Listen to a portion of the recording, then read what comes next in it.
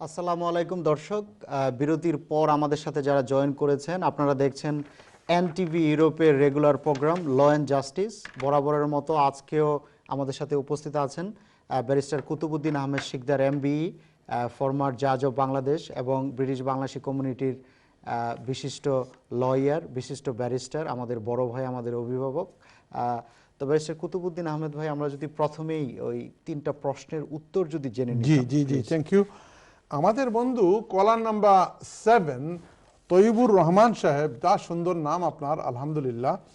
তৈবুর রহমান সাহেব, আপনি ফোন করেছেন লন্ডন থেকে। আপনি বলতেছেন যে আপনি 2012 সালে আপনি এসেছেন, ইউরোপিয়ান ন্যাশনাল, আপনি ইটালি থেকে এসেছেন এবং এখানে আসার পরে ইন্স্যুরেন্স নাম্বার করেছেন, কাজ নিয়েছেন, 2টা মিয়া বিবি দুজনেই কাজ করেন, একটা ব্যবসাও আছে। আপনার প্রশ্ন হলো 3টা।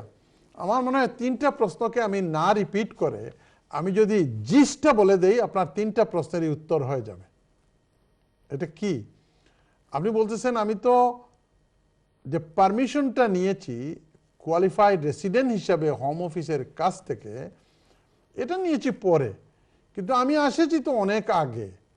এই হিসাবে আমার আগের আসা হিসাবে, ন্যাশনাল ইন্স্যুরেন্স নাম্বারের হিসাবে, আমার কাজের রেকর্ডের হিসাবে, HMRC হিসাবে আমার তো 5 বছর হয়ে যাবে। এখন এই 5 বছর যে হয়ে যাবে, এই 5 বছরের মধ্যে আমি 3 সপ্তাহ আগে করতে পারবো কিনা? শুনেন ভাইজান, আইনের ধারায় বলে আপনি যেদিন প্রথমে রেজিস্টার্ড করেছেন ওই কার্ডটার কথা আমি বারবার বলেছি আপনাকে, যে এই কার্ডটার তারিখ কত আপনি বলতে পারেন নাই। আইনে বলে, যেমন ধরেন নামাজ পড়তে হলে প্রথমে আপনাকে ওযু করতে হবে। ওযু ছাড়া আপনি নমাজ 100 রাকাত পড়েন, ওই 100 রাকাত কবুল হবে না, নামাজও হবে না। ওযু করার পরে তারপরে নামাজ পড়বেন। ঠিক সেইভাবে ইউরোপ থেকে যে বন্ধুরা আপনারা এসেছেন, প্রথমে আপনাদেরকে এই রেসিডেন্ট কার্ডটা নিতে হবে 5 বছরের জন্য, এবং এই রেসিডেন্ট কার্ড অনুসারে যেদিন আপনার 5 বছর হবে তখন আপনি কোয়ালিফাই করবেন ইনডিফিনিট লিভের জন্য।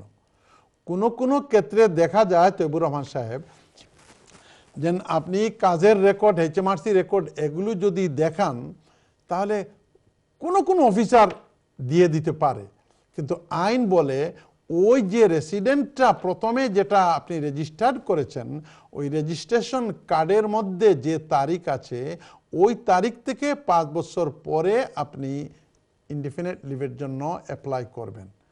এখন আপনি যে বলতেছেন যে না আমি কার্ড করেছি পরে, এসেছি আগে, আমি সেদিন আমাদের এক ভাই এসেছেন যে ডেনমার্ক থেকে, তারা 5টা ফ্যামিলি এসেছেন আমার কাছে, আসছেন যে ইনডিফিনিট লিভের জন্য অ্যাপ্লাই করবেন। কেন? যে আমার তো 6 বছর হয়ে গেছে, এখন ব্রেক্সিট এসেছে, আমি ইনডিফিনিট লিভের জন্য অ্যাপ্লাই করব। আমি বললাম তাইলে আপনি ওই যে প্রথম রেজিস্ট্রেশনটা করেছেন? বললেন যে না, ওইটা তো করি নাই। বলে ওইটা না করলে, ওযু না করলে আপনি নামাজ পড়বেন কি দিয়ে? প্রথমে গিয়ে ওযু করে আসেন। এই কারণে আমি বলতেছি আপনার যে হিসাব নিকাশ, এটা আপনি বাংলাদেশ 3-4 বার গিয়েছেন, ওইটা বাদ যাবে কিনা? ওইটা বাদ যাবে না, ওইটা ইনক্লুড হবে আপনার এখানে। আপনি হ্যাবিচুয়ালি রেসিডেন্ট এইখানে ছিলেন, কিন্তু আপনার ওই কার্ডটার ডেট অনুসারে আপনি অ্যাপ্লিকেশন করবেন। ইদানিং আমরা দেখতে পাচ্ছি যে যখন আপনি লিভারপুলে পাঠান, মেলা ইনডিফিনিট লিভের জন্য ইউরোপিয়ান ন্যাশনাল যারা, এগুলো রিফিউজ হচ্ছে।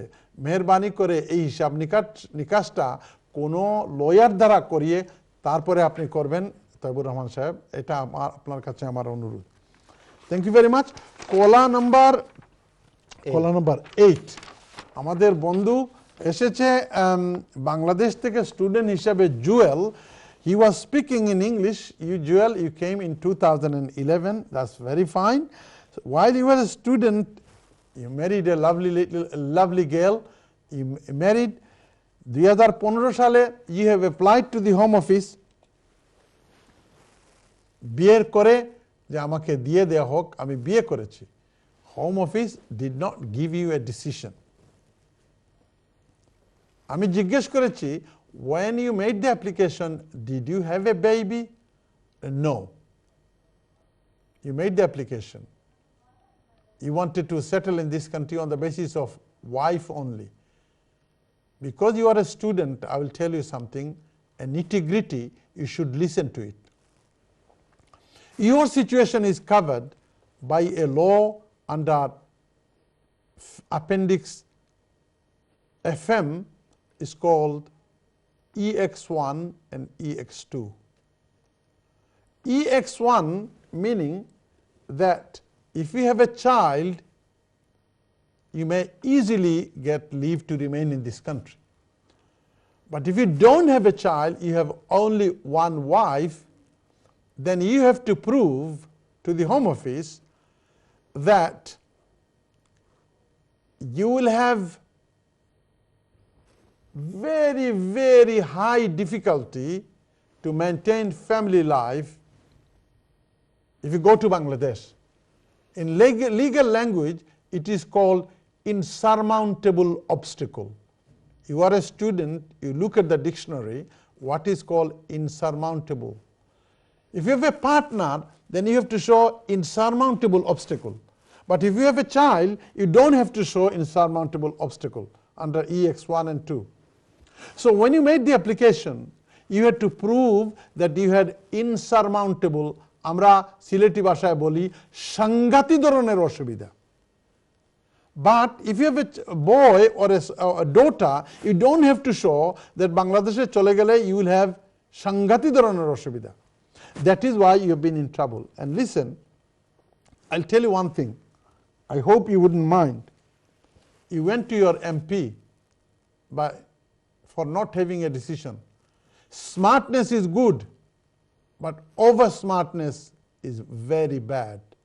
I tell all the time my client when I take them to the court that you be smart, but don't try to be over smart. And you try to be over smart by going to MP. You shouldn't have gone to MP. Jim Fitzpatrick. Why? Because you go to MP only when all the judicial system, এমপির কাছে ওই সময় যাইবা যে সময় সব ধরনের আইন কানুন কোর্ট কাছারি everything is finished, then you go to MP. You went to MP, you have given an interview, and you are saying that when am I going to have the decision? I will say, slow down, young man, slow down. Do some sober. Interview has been done, you got a child, decision will inshallah come. Don't write to the MP, don't write to Home Office. Don't do any hustle bustle. The Home Office says, well, you applied to stay in this country. তুমি apply করছো ওদেশে থাকার লাগি, অত রাশ কিতা, অত উড়াউড়ি কিতা, এত হুড়াহুড়ি তাড়াতাড়ি কি, হুড়াহুড়ি তাড়াতাড়ি করতে গেলে হুচট খাইবা। এর কারণে please Jewel, don't rush, slow down. Good news is coming ইনশাআল্লাহ। ইনশাআল্লাহ। সাংঘাতিক কথাটা কিন্তু ঢাকাতেও আমরা ব্যবহার করি। হ্যাঁ হ্যাঁ, অফ কোর্স আমরা সবাই কিন্তু এটা ব্যবহার করি। হ্যাঁ, সাংঘাতিক অবশ্যই। ঢাকাতে শুদ্ধ বাংলায় সাংঘাতিক। সাংঘাতিক, জি। সাংঘাতিক ধরনের। ওকে, shall I go to the next one? Adnan ভাই, আমাদের বন্ধু আবুল বশর ভাই আপনি ফোন করছেন ম্যানচেস্টার থেকে, ভিজিটার হইয়া আইসলা এই দেশ 2012 আইয়া আল্লে বিয়া করছেন। বিয়া করিয়া FLR FP করছলা, ইউজুয়ালি ইট ওয়াজ রিফিউজড। তারপরে বিয়া রেজিস্টার করিয়া আবার অ্যাপ্লাই করছেন। ফয়লাকুর refusal, you didn't have any right of appeal. But second refusal যে সময় করছেন after the marriage was registered, তখন you have got the appeal. আমি জিজ্ঞাসি দেন আপনার ওয়াইফর আগর বিয়া, আমি জানলাম কিলা, ওই নো এটা কেস ডিল করতে করতে করতে করতে আপনার ওয়াইফর বাচ্চা বড় হয়ে গেছে গিয়া, এখন কোনো বাচ্চা হইরা না। আল্লাহর কাছে দোয়া করকা।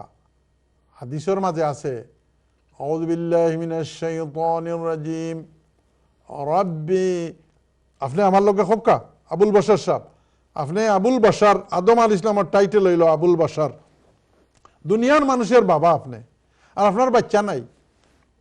প্রত্যেক দিন ও দোয়া পড়েন জানো, বিসমিল্লাহির রহমানির রহিম, রব্বি লা তাযারনি ফারদান ওয়া আনতা খায়রুল ওয়ারিসিন।